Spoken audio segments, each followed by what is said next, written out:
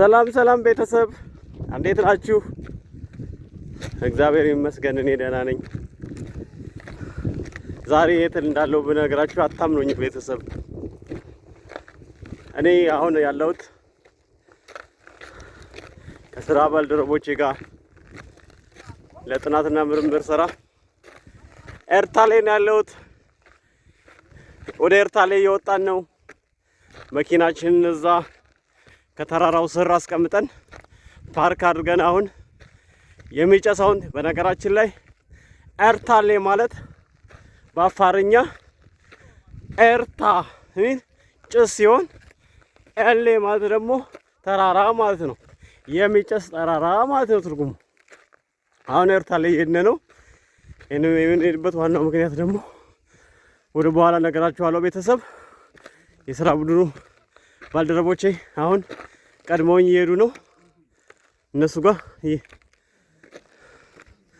እነሱ ቀድመውኝ እየሄዱ ነው። እኔ ይህን ቪዲዮ ልሰራላችሁ ከኋላ ሆኜ ነው እየተንቀሳቀስኩ ያለሁት። ኤርታሌ የምናገኘው እንግዲህ ከአዲስ አበባ እስከ ሰመራ ድረስ በመኪና ከመጣችሁ 580 ኪሎ ሜትር ገደማ ትመጣላችሁ። ልክ ሰመራ ደግሞ አርፋችሁ ከሰመራ ተነስታችሁ በጠዋቱ ተነስታችሁ ደግሞ እስከ አፍዴራ የጨው ምርት የሚመረትበት ኢትዮጵያውያን በሙሉ የሚጠቀሙበትን የጨው ምርት የምናገኝበትን አፍዴራ 100 ምናምን ኪሎ ሜትር ገደማ እንመጣለን። ከዛ ደግሞ 100 ምናምን ኪሎ ሜትር ከተጓዝን በኋላ ወደ ቀይ ከአፍዴራ ተነስተን 30 ኪሎ ሜትር ገደማ እንደመጣን ወደ ቀኝ እንታጠፋለን። መታጠፊያ ያለች ወደ ፒስታው። ከዛም 30 ኪሎ ሜትር ላይ እንደነዳን እዛ ኮንክሪት የተሰራ አንድ መንገድ አለች፣ ቀጭን መንገድ። እሷ ላይ ወደ 30 ኪሎ ሜትር እንሄዳለን። ከ30 ኪሎ ሜትር በኋላ እንደገና ወደ ተራራው ታጥፈን ቢያንስ ወደ 18 ኪሎ ሜትሮች በእርግጠኝነት ከ18 እስከ 20 ኪሎ ሜትር በሚሆን እንደተጓዝን መኪና ያቆምንበትን ቦታ ላይ ደርሰናል። ቦታውን ላሳያችሁ እችላለሁ። እዛ ታች ላይ ይታያችኋል ቤተሰብ። ፓርክ ያደረግንበት ይታያችኋል። እርግጠኛ ነኝ ይታያችኋል ፓርክ ያደረግንበት። ፀሐዩ ማውንት እያለች ሙቀቱ በጣም ከባድ ነው። በነገራችን ላይ ሙቀቱ እጅግ ከባድ ነው ቤተሰብ። በጣም እየከበደ ነው የመጣው ሙቀቱ። አንዳንዴ እስከ 40 ዲግሪ ሴንቲግሬድ ሊደርስ ይችላል ሙቀቱ። እና አሁን ወደ የሚጨሰው ተራራ ልንሄድ ነው።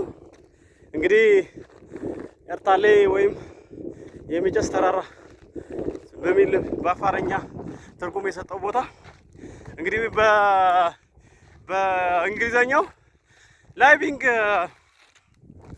ወይም በህይወት ያለ እሳተ ገሞራ ነው የሚባለው።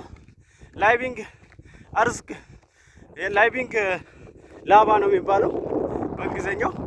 ይሄ በህይወት ካሉ ወይም በሚሊዮን ዓመታት ተፈጥረው ካልጠፉ እሳተ ገሞራዎች አንዱ ነው ኤርታሌ የምንለው። ስለዚህ አሁን ወደዛ እየተጠጋን ስለሆነ የቡድን ባልደረቦች ይታያሉ፣ እየቀድመውኛል ቤተሰብ። ይህን ቦታ እንግዲህ እኔና የቡድኑ አባላት ለመጎብኘት እና ወደፊት በምንሰራቸው አንዳንድ የጥናት ስራዎች ቅድመ ሁኔታዎች ለማመቻቸት ስፍራውን ማየት ስላለብን እየተንቀሳቀስን ነው። ከአፋር ብሔራዊ ክልላዊ መንግስት ባህልና ቱሪዝም ቢሮ ባልደረባችን አለ። የኤርታሌ አካባቢ አስተዳዳሪዎችም እኛ ጋር ናቸው ቤተሰብ። እዚህ አሁን እየተጠጋን ነው። ከትንሽ ደቂቃዎች በኋላ ወደ ቦታው ምንደርስ ይሆናል። ቀጣይ ቪዲዮዎችን ደግሞ ትጠብቁኛላችሁ። አሁን የመጣንበትን ቦታ ማየት ትችላላችሁ። የተወሰኑ ባልደረቦቻችን እንደወረ ቆርጠዋል። በተለይ እና ሀቢብ እንዴ። ስለዚህ እየመጣን ነው፣ እየደረስን ነው ቤተሰብ። ሙቀቱ በጣም ከባድ ነው። መተንፈስ እየተቸገርኩ ነው። አስቡት እንግዲህ አሁን ሰዓቱ ራሱ ከ10 ሰዓት በኋላ ያለ ሰዓት ነው። ስለዚህ ያለው ሙቀት አይደለም። ይሄን ቦታ ዋናው ቁም ነገራችን ጉብኝት ብቻ ሳይሆን በዓለም ላይ ካሉ በህይወት ካሉ ላቫዎች ወይም እሳተ ገሞራዎች አንዱ የሆነውን ይሄን ቦታ በዓለም ቅርስነት ለማስመዝገብ ቅድመ ሁኔታዎችን ለማመቻቸት እና ከክልሉ ባህልና ቱሪዝም ቢሮዎች ጋር በአካባቢ ከሚገኙ ዩኒቨርሲቲ እንደ ሰመራ ዩኒቨርሲቲ ካሉ ምሁራን ጋር ዩኒቨርሲቲው ጋር ምክክር ለማድረግ ነው ያለን ሰፊ ፕሮግራማችን። እሱ ቀጣይ ካየን በኋላ የምናካሄደው ይሆናል። አሁን ወደ ቦታው እየደረስን ነው። አሁን የመጣንበትን ትንሽ ቦታ ነው የሚቀረው። ተመልሻችኋለሁ። ሀለን ያዝ ማን ነው ያዝ እንጋ አሁን ወደ ቦታው እየደረስን ነው። ትንሽ ቦታ ነው የሚቀረው። ኤርታሌ እንግዲህ የሚታያችሁ ምን አላውቅም። ቤተሰቦቻችን የሚጨሰው ተራራ እዛ ነው ያለው። እየደረስን ነው አይደል? አዎ ቅርብ ነው። ደቂቃዎቹ ስለ ነው አይ ቲንክ ወደ 40 ደቂቃ ነበር የሚወስደው። አሁን 15 ደቂቃ ማክሲመም 20 ደቂቃ ነው የሚቀረው። ያው እንዳልኳችሁ ቤተሰብ አሁን ዋናው ኤርታሌ ጋር ደርሰናል። ቢያንስ በእግራችን መኪና ካደረግንበት 25 ደቂቃ ከ25 ደቂቃ እስከ 30 ደቂቃ ይወስዳል። እዚህ ጋር ነው የመጨረሻው ቦታው። ቱሪስቶች ሁሉ ካምፕ አድርገው የሚያድሩት እዚህ ቦታ ነው። የቱሪስቶች ማደሪያ ነው ይሄ ቦታ በሙሉ የምታዩት ቤተሰብ።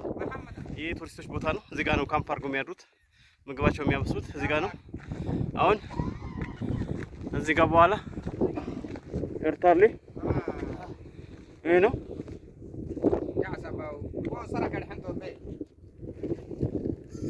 እዚህም በኋላ ወደዚህ ከዚህም በኋላ ወደዛ መሄድ አይቻልም።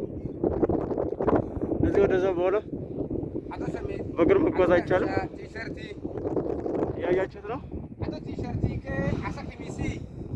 ይታያል ብዬ አስባለሁ ቤተሰብ።